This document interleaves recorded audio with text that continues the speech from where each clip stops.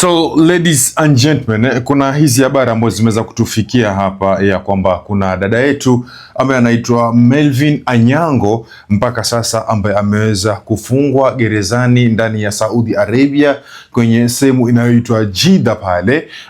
Kwa sasa amehukumiwa kwa miaka 15 na yote hii ni kwa sababu ya kwamba aliweza kupatikana na madawa ya kulevya pale mahali ambapo alikuwa akiishi. So yule mwenzake pia vile vile ambapo ndio habari zimeweza kutufikia ni kwamba familia yake kwa sasa inahitaji msaada kutoka kwa serikali ya nchi ya Kenya baada ya kwamba analalamika ya kwamba aliweza kumtembelea rafiki yake huyu, na alipokuja shikwa na madawa ya kulevya haya, mwenzake ambaye ndio anahusika moja kwa moja amewekwa gerezani na kufungwa kwa miaka 15, lakini yeye bado anaendelea na kesi ambapo kwa sasa bado yuko rumande ndani ya jiji la Saudi Arabia Jeddah pale akisubiria hukumu yake iweze kufika, ambapo ni miezi 3 mpaka sasa hajawahi kufungwa na bado iko juju. So familia yake inaelekea kuomba msaada kutoka kwa serikali na kutoka kwa waziri yule ambaye ni wa mambo ya nje pia vile vile Musalia Mudavadi, ili aweze kumsaidia kumtoa pale mahali alipo, kwa sababu makosa sio ya kwake. So mimi kama KG Chipande hapa nimekuja ili tuje tuelezane pole kwa ukaribu zaidi, tuelezane vipi ambavyo kisanga hichi kiliweza kutokea. So nikwambie tu hivyo kwamba dada huyu ambaye anajiita Melvin Anyango ametoka sehemu ya Siaya, ambao ni nchini Kenya vile vile pia Nyanza kule ambako yeye hatujaambiwa kama alikuwa anafanya kazi wapi, lakini kwa siku ambayo ilikuwa ni siku ya mapumziko, siku yake ya mapumziko, aliweza kujitoa na kumtembelea mwenzake Mkenya mahali ambapo alikuwa. Na ile siku ambayo alitembelea pale, kitu ambacho alikuwa hajui ni kwamba mwenzake alikuwa ako na begi ambalo alikuwa amelisafirishia kutoka nchini Kenya kuelekea pale ndani ya Saudi Arabia, ambapo ndani yake kulikuwa kuna madawa ya kulevya. Na kitu ambacho hakujua ni kwamba polisi walipovamia eneo lile ambalo yeye alikuwa na wenzake pale, basi walikamata yale madawa ya kulevya, na kwa sababu ndani ya ile nyumba walipatikana kwa wawili, ilibidi wote wawili waweze kuchukuliwa. Na huyu mwenzake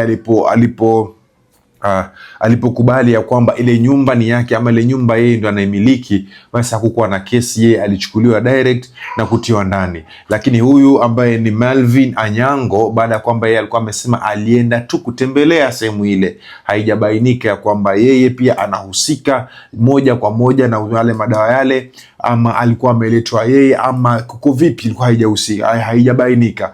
Na sababu ya kwamba haijabainika, hiyo basi ameweza kuzuiliwa kwenye kizuizi na jeshi la polisi ya ndani ya Saudi Arabia, akisubiria hukumu yake ambayo haijui itatokea lini. Kutoka mwezi wa Mei, mwezi wa 5 mpaka sasa mwezi wa 8, ambao ni miezi 3 hii mtawaliwa, bado hajajua kitu gani ambacho kinaenda kutokea na kitu gani ambacho huenda akafanyiwa. Ndio pale ambapo amekuwa na uoga mwingi zaidi, ambapo anatafuta msaada kutoka nchini Kenya ama kutoka serikali ya nchi ya Kenya iweze kuingilia kati na kumtetea, kwa sababu yeye yasema kwamba hahusiki na lolote, wala madawa yale yeye hakuwa yajua ya kwamba yako pale ndani.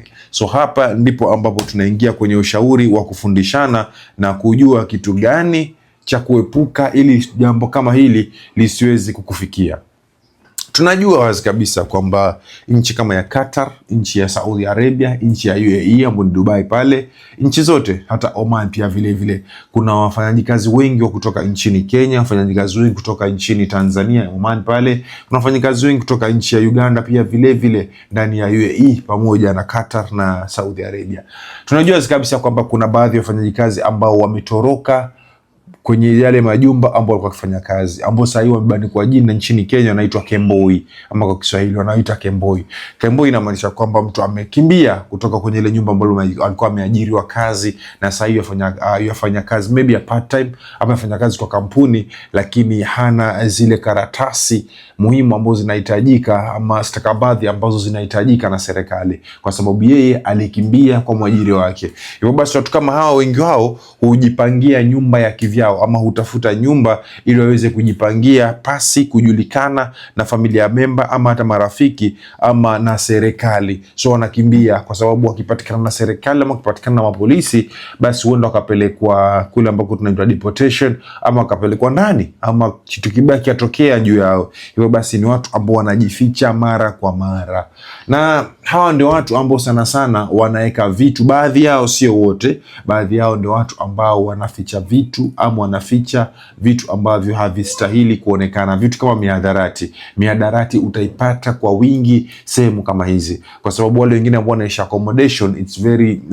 dangerous for them kukaa na hii risk, yani kwao kukaa na mihadarati ndani ya accommodation, kwa sababu wanajua wazi kabisa itapatikana. Lakini wale ambao wanaishi kwenye nyumba kama hizi ambao nimekuhesabia, ni rahisi kwao hawa kufanya nini? Kuficha ile mihadarati. Sasa pia kuna ile kasumba ya kwamba kuna baadhi ya vijana na kuna baadhi ya wasichana wanapenda sana kutembelea nyumba kama hizi. So hii ndo hatari yake ambayo inapatikana. Unamtembelea yule mtu pale, ama unakodisha ile nyumba ambayo yeye amekodisha ili ufanye mambo yako ya zina, astaghfirullah. Mwisho wa siku polisi wakipiga zile routine zao za kila siku wakizunguka, unakuja unapatikana pale.